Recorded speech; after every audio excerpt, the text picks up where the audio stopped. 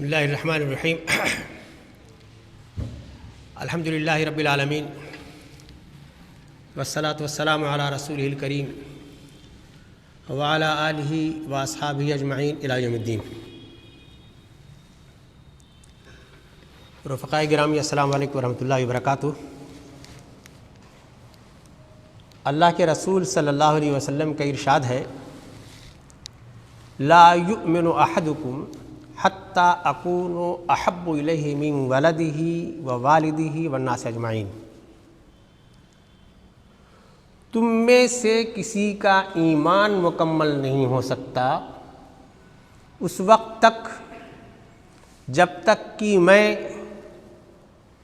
تمہاری اولاد سے، تمہارے والدین سے، یہاں تک کہ تمام انسانیت سے زیادہ محبوب نہ ہو جاؤں۔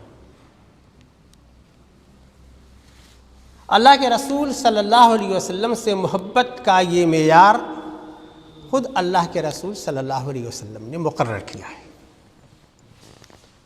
اور یہ بات انہوں نے کسی عام آدمی کو مخاطب کر کے نہیں، اپنے بہت چہیتے دوست، بہت محبت کرنے والے، بہت پختہ ایمان رکھنے والے حضرت عمر رضی اللہ تعالیٰ عنہ کو مخاطب کر کے کہا تھا۔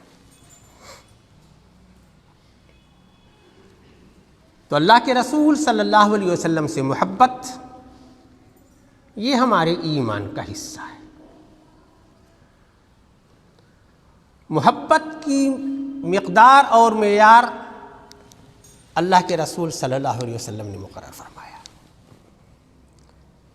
اور اس ذات گرامی سے محبت ہر مسلمان کے اندر اللہ تعالیٰ نے مسلمان کے دل میں، رگ و ریشے میں، حواس میں، عقل میں، معاشرے میں، ہر جگہ رچا بسا دی۔ ممکن نہیں کہ کسی کے اندر ایمان کا شائبہ ہو اور وہ محبت کے جذبے سے سرشار نہ ہو۔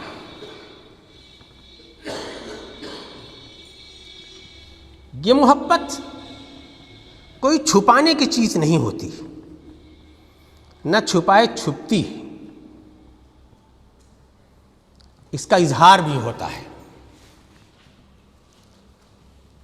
اظہار کے بہت سے مناظر ہم نے حیات طیبہ میں دیکھے ہیں۔ اس محبت کے اظہار کی بہت سی مثالیں ابھی آج ہم نے درس قرآن میں اور اس سے پہلے کی گفتگو میں سنی۔ یہ بالکل ایک فطری بات ہے، اور یہ اظہار محبت اسی فطرت کا اظہار ہے۔ جب جب موقع ہوتا ہے مسلمان اللہ کے رسول صلی اللہ علیہ وسلم سے یہ اظہار تعلق اور یہ اظہار محبت کرتا ہے۔ ربیع الاول کے مہینے میں ایک پورا ماحول بن جاتا ہے، خاص طور سے اظہار محبت کا۔ اس میں کسی طرح کی کوئی برائی نہیں، اس کا حکم ہے اور یہ ہونا چاہیے۔ ادھر دیکھا یہ جا رہا ہے کہ ایک طرف جہاں یہ محبت کے اظہار کرنے والوں کے جذبات موجزن ہوتے ہیں، وہیں کچھ لوگوں کو یہ منظر بھاتا نہیں، وہ اندر ہی اندر جلتے ہیں، بھونتے ہیں، اور اس طرح کی کوئی نہ کوئی حرکت کرتے ہیں کہ مسلمان کے یہ جذبات محبت کے بجائے نفرت میں بدل جائے۔ ان کے ذریعے محبت کا اظہار ہونے کے بجائے نفرت کا اظہار ہونے لگے۔ پچھلے کئی سالوں سے ہم یہ دیکھ رہے ہیں، ناروے میں، امریکہ میں، فرانس میں اور کئی جگہوں پر ان مواقع پر کوئی نہ کوئی ایسا شوشہ چھوڑ دیا جاتا ہے کہ مسلمان مشتعل ہو جائے۔ وہ کہانی پرانی ہوئی، وہ ایک فرد نے کارٹون بنائے تھے اور ایک میگزین نے اس میں شائع کرنے کا اعلان کیا تھا، دونوں کام ہوا، اس کے نتیجے میں 100 سے زیادہ معصوم جانیں چلی گئی، محمد صلی اللہ علیہ وسلم پر نثار ہو گئے لوگ۔ یہ جو کوششیں ہوتی تھیں، کسی فرد کو اکسایا جاتا تھا، کسی میگزین کو اکسایا جاتا تھا، کسی رسالے کو اکسایا جاتا تھا، وہ یہ کرتا تھا، اس کے ساتھ دینے کے لیے جو رسول دشمن طاقتیں ہیں وہ کھڑی ہوتی تھیں، اور اس کے بعد ظاہر ہے کہ جو اپنے محبوب کو اتنا بے پناہ چاہتا ہے اسے گستاخی کیسے برداشت ہو سکتی ہے، وہ اس کے خلاف سڑکوں پر آ جاتا ہے۔ ابھی اس سال جو ہوا ہے اور اس بار کا جو اشتعال ہے، اس کا جو پیمانہ ہے وہ بہت بڑا ہے۔ وہ بات تو اتنی سی ہے کہ ابھی کل جو پرسوں جو جمعہ گیا ہے نہیں، اس سے پہلے والے جمعہ کو فرانس میں تاریخ کے ایک استاد نے کلاس میں ان مناظر کو ایک مرتبہ پھر سے دکھا دیا۔ طلبہ میں جو لوگ شریک تھے ان میں ایک چچنیا کا شہری تھا، اس نے کہا جاتا ہے کہ پہلے اتمام حجت کیا، پھر اس نے چاقو مار دیا، زخم کا تاب نہ لا کر کے استاد محترم چل بسے۔ طالب علم نے قانون ہاتھ میں لیا تھا، موقع پر پولیس آ گئی، انہوں نے اس کو گرفتار کیا، گولی مار دیا، وہ وہیں ختم ہو گیا۔ اس موقع پر ملک کا قانون کا کام یہ ہوتا ہے، اس کی ذمہ داری یہ ہوتی ہے کہ گستاخی کرنے والوں کو گستاخی کی سزا دے، قانون ہاتھ میں لینے والے کو قانون ہاتھ میں لینے کی سزا دے۔ لیکن ملک کے سربراہ کو پہلے سے اس بات کی پرخاش تھی اور اسے ایسے کسی موقع کی پہلے سے تلاش تھی، اس لیے کہ یہ اس سے دو ہفتہ پہلے وہ اعلان کر چکا تھا کہ مجھے اسلام کو خارجی اثرات سے آزاد کرانا ہے۔ اس کا یہ بیان زیادہ آگے نہیں بڑھا، پھر اس نے دوسرا بیان دیا کہ مجھے اظہار رائے کی آزادی جو دنیا کو حاصل ہے، اس طرح کی چیزوں کو مجھے سپورٹ کرنا ہے، اور یہ کارٹون نہ صرف استاد نے جو دکھایا صحیح کیا، بلکہ میں تو اسے جگہ جگہ چوراہوں پر آویزہ کروں گا۔ پھر تیسرا اس کا بیان آیا کہ یہ مسلمان اور یہ اسلام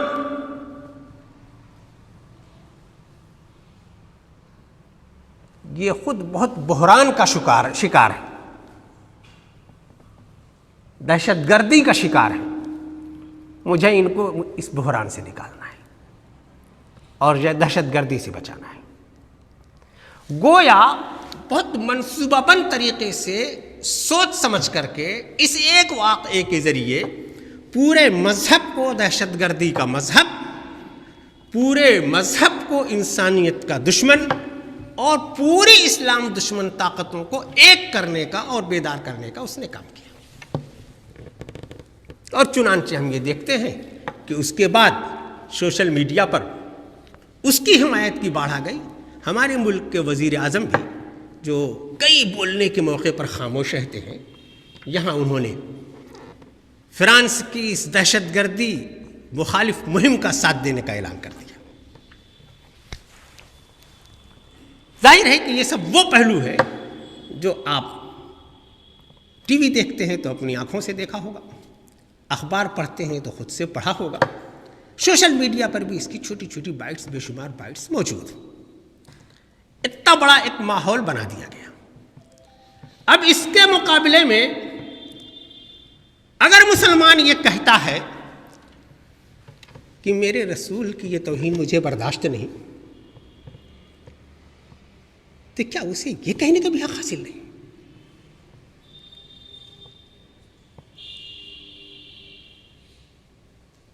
اگر وہ یہ کہتا ہے کہ جو لوگ یہ اقوال بول رہے ہیں، یہ اقدامات کر رہے ہیں، وہ گستاخ ہے اور قابل گرفت ہیں، تو کیا یہ مطالبہ ناجائز ہے؟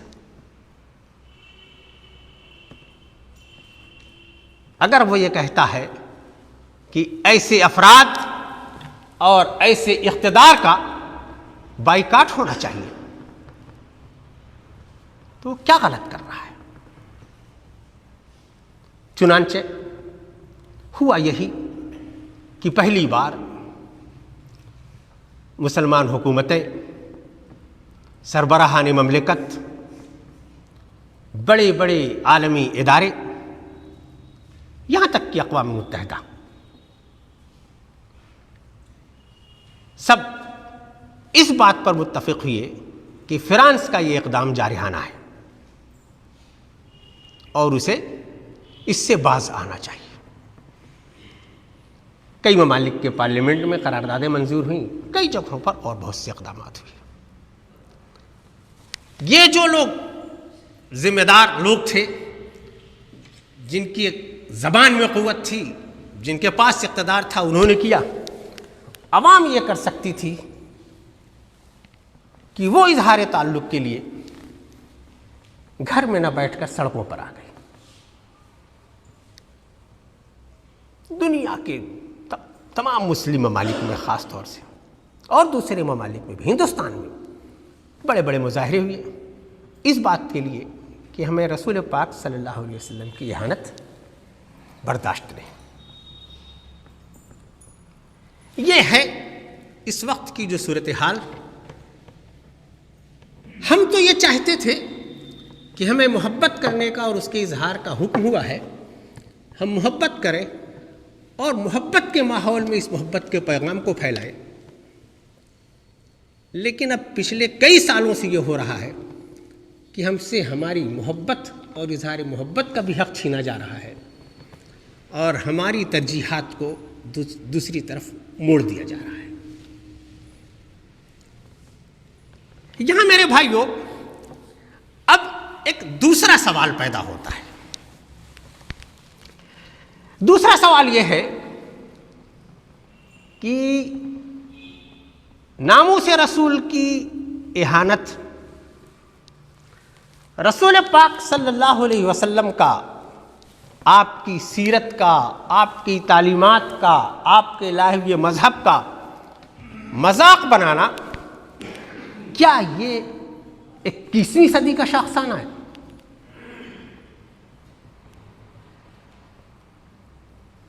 کیا تاریخ میں اس سے پہلے اس طرح کے واقعات نہیں ہوئے؟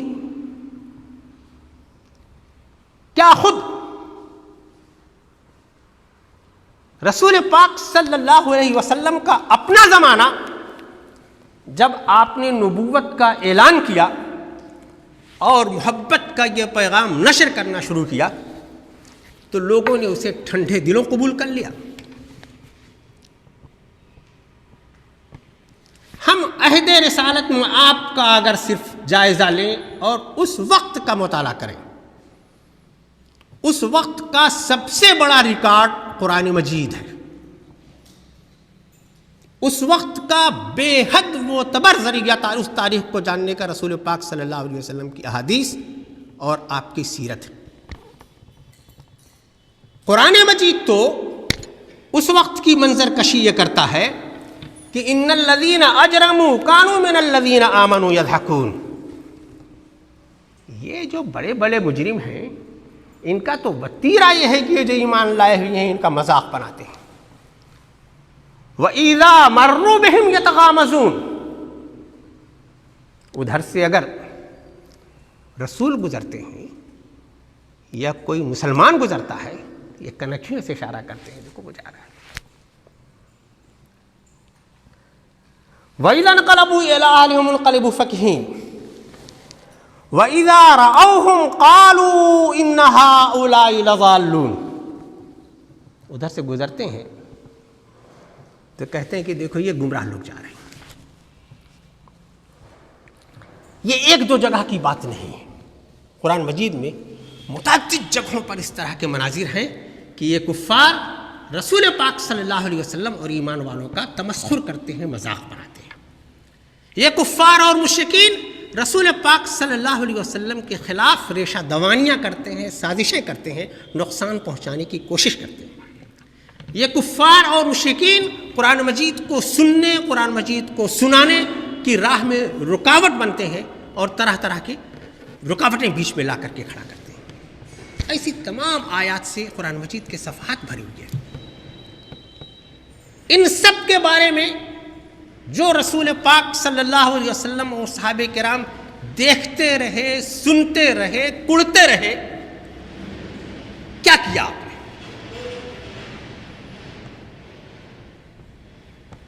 ان سب نے اللہ تعالیٰ کے اس حکم پر یقین کیا، اِنَّا كَفَيْنَاكَ الْمُسْتَهْزِئِينَ۔ یہ جو مذاق بنانے والے لوگ ہیں، ان سے نمٹنے کے لیے اے ہمارے پیارے رسول ہم کافی ہیں۔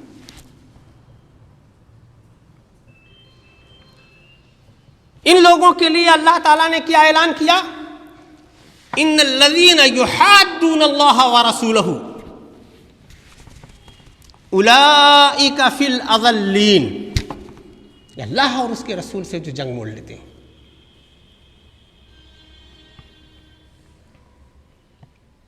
انتہائی ذلت میں پڑنے والے لوگ ہیں۔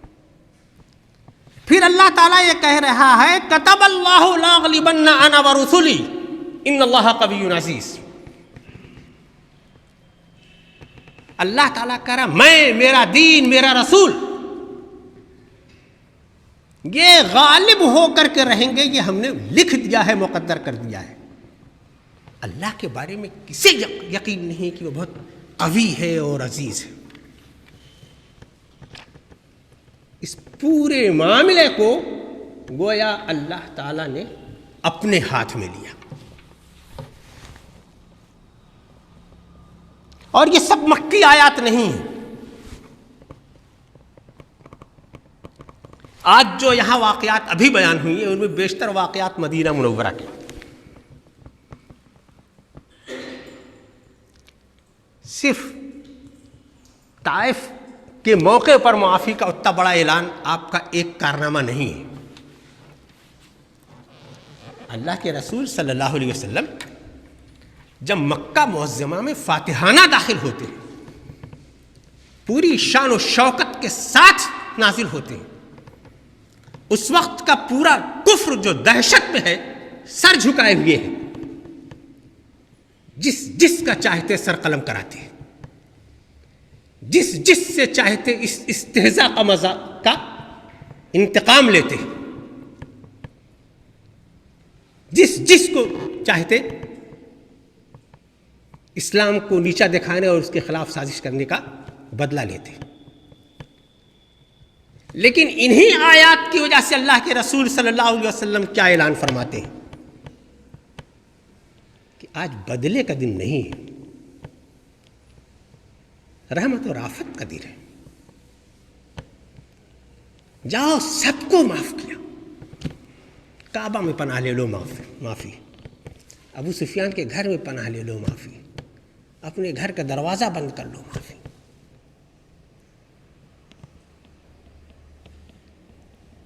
تاریخ میں تھوڑے سے اختلاف کے ساتھ اس موقع پر صرف ایک آدمی سے اہانت رسول کا بدلہ لیا گیا ہے، ابن اختل سے،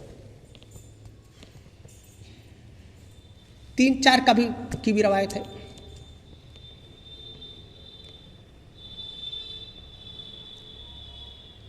کعب بن اشرف کا واقعہ اور پہلے کا ہے۔ اب اگر آج ہم اپنے اسلامی لٹریچر کا مطالعہ کریں تو ہمیں ڈھیر ساری کتابیں مل جائیں گی شاتم رسول کی سزا پر، اہانت رسول کرنے والوں سے کیسے نمٹا جائے گا اس پر، اور جب کبھی ایسی کوئی بات ہوگی تو ہر مسلمان بہت گرم اور بہت اشتعال میں دکھائی دیتا ہے۔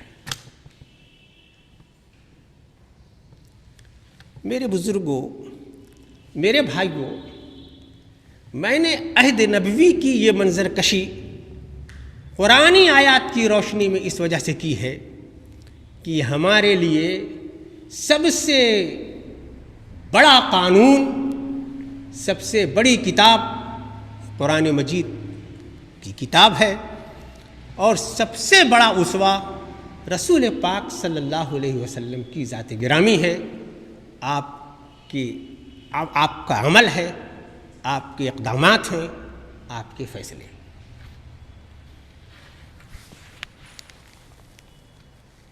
ان سب باتوں کو اگر ہم پیش نظر رکھیں،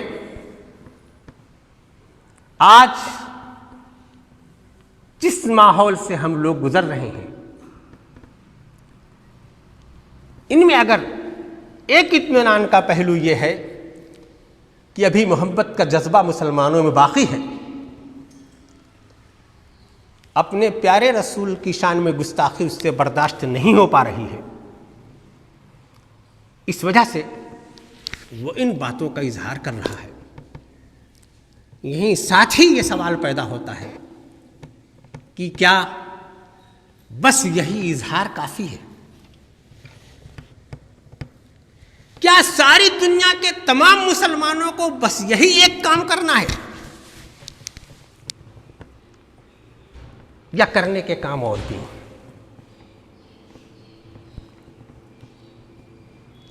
یا اپنی اپنی صلاحیت اور توانائی کے لحاظ سے ہر آدمی الگ الگ بھی کام کر سکتا ہے؟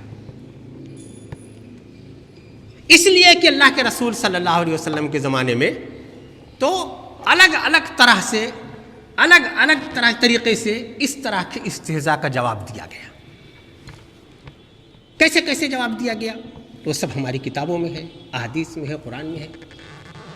پہلے جب اللہ تعالیٰ نے یہ اعلان کیا کہ وَأَعْرِضْ عَنِ الْجَاهِلِينَ، ایسی تمام باتوں پر اعراض کا رویہ اختیار کیا گیا، صبر کا رویہ اختیار کیا گیا، برداشت کا رویہ اختیار کیا گیا، اور ان باتوں کو نظر انداز کیا گیا۔ دوسرا طریقہ اللہ کے رسول صلی اللہ علیہ وسلم نے یہ بتایا کہ یہ دیکھو، یہ عرب شعراء میری برائی بیان کر رہے ہیں، میری حجو کر رہے ہیں، اور اب شاعری کے اعجاز کے ذریعے اس رسالت کے پیغام کو نیچا دکھانا چاہتے ہیں۔ کیا تم لوگوں سے یہ ممکن ہے کہ ان کی حجو کے جواب میں تم میری نعت کہو؟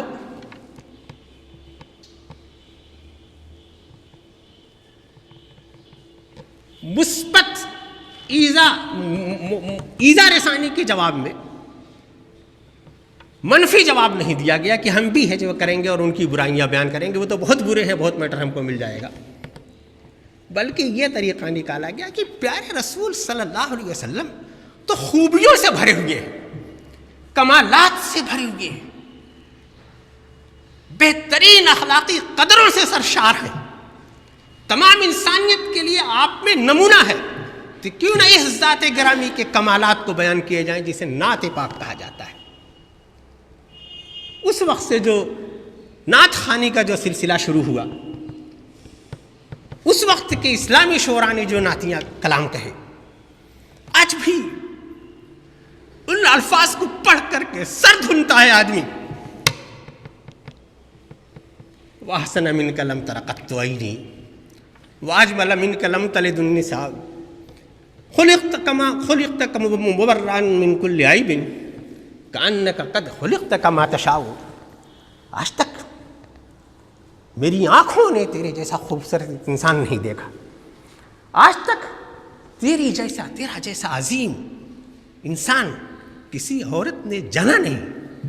اللہ نے آپ کو تمام عیوب سے مبرہ پیدا کیا ہے. آپ ویسے ہی پیدا ہوئے جیسا کہ آپ کی شان تھی.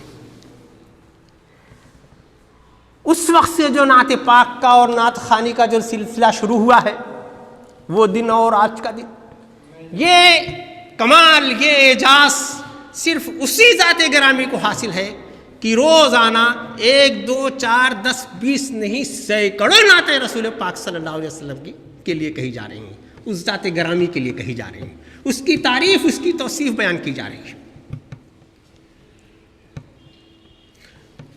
اور نہ صرف یہ کہ مسلمان یہ کام کر رہا ہے، بے شمار غیر مسلم جنہیں ابھی ایمان کی دولت نصیب نہیں ہوئی، جن کے اندر رسول کی محبت الگ سے جاگوزی نہیں کی گئی ہے، وہ بھی اس راہ میں بہت بڑھ کر کے حصہ لے رہا ہے. یہ اعجاز ہے اس ذات گرامی کا، یہ اکرام ہے اللہ کی طرف سے اس ذات گرامی کا، جب اس نے یہ کہا ہے کہ وَرَفَعْنَا لَكَ ذِكْرَكَ، تیرے ذکر کو میں بلندیوں تک پہنچاؤں گا، تو اس نے یہ انتظام کر رکھا ہے اس کو پہنچانے کا. تو یہ کام بھی کرنے کا ہے جو ہم لوگ کر سکتے ہیں، بجائے اس موسم میں صرف جلوس میں ہاہاکار کرنے کے، دشمن کو دشمن کہہ کر اس کے اور مقصد کو سرو کرنے کے. مثبت انداز میں رسول پاک صلی اللہ علیہ وسلم کی سیرت اور آپ کی تعلیمات کو پہنچانا دوسروں تک. اس زمانے میں جو بڑا کام ہوا، جس کا اللہ تعالیٰ نے حکم دیا کہ فَاصْدَعْ بِمَا تُؤْمَرُ، آپ کو جو حکم دیا گیا ہے اب یہ بباغ دہل پہنچاؤ. جیسے جیسے جن لوگوں تک تم پہنچ سکتے ہو ان لوگوں تک پہنچنے کی کوشش کرو. وَأَعْرِضْ عَنِ الْجَاهِلِينَ، جاہلوں سب کو اعراض کرو، ان لوگوں کو اپنا کام کرنے دو. یہ آیت میرے بھائیوں قرآن مجید میں موجود ہے، کہیں گئی نہیں ہے. فَاصْدَعْ بِمَا تُؤْمَرُ کا حکم صرف رسول پاک صلی اللہ علیہ وسلم کو نہیں ہے، ایک ایک ایمان والے کو ہے. آج جب دنیا اتنی مشتعل ہے، سب کو اپنے سے سوال کرنا چاہیے کہ اس نے کیا اس فریضے کو ادا کیا.